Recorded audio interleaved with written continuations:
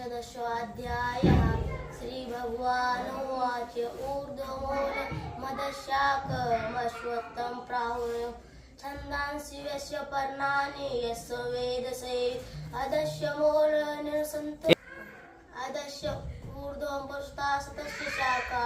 गुणत क्रुदाशय प्रवाला अधस्य मूलनिर्सन्ततानि कर्माणि बन्धीनि मनुष्यलोके न रूपमस्य ततोपलवते नान्तो न जाति न च संपृष्टा अश्वत्थमेन सुवीडमूलमसंज्ञक्षत्रेण दृढेन चित्वा ततः पदं तत्परिमार्गितव्यं यस्मिन् गता न निवर्तन्ति भूय तमेव चाद्यां पुरुषं प्रपद्येत प्रवृत्तिप्रस्तास्त्वानि निर्माणमोहाजितसङ्गदोषा आध्यात्मिकामा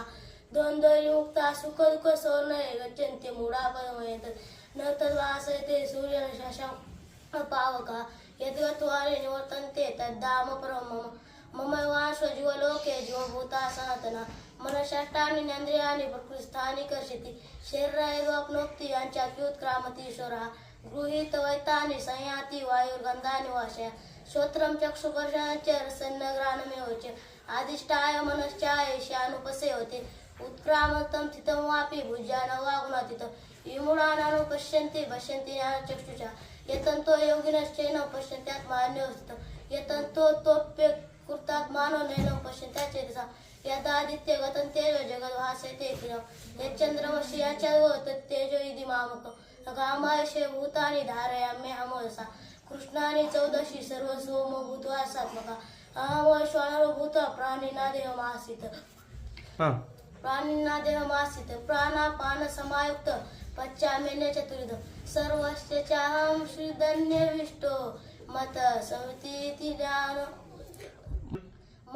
स्मृति ज्ञानमपोहनं च सर्वस्य वेदैश्च सर्वेण अहमेव विद्यो वेदांत कुर्वेण देव चाहं द्वयमो पुरुषो लोके चाय सरयो च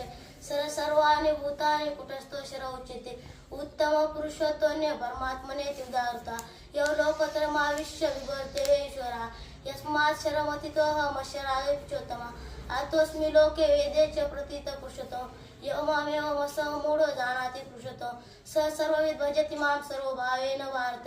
इति गुह्यतमं शास्त्रमिदमुक्तं मया नघ एकद्बुद्ध्वा बुद्धिमानस्यात् कृते कृतेस्य भारत हरि ओम तत्सदिति श्रीमद्भगवद्गीतासु उपनिषत्सु ब्रह्मविद्यायां श्रीकृष्णार्जुन संवादे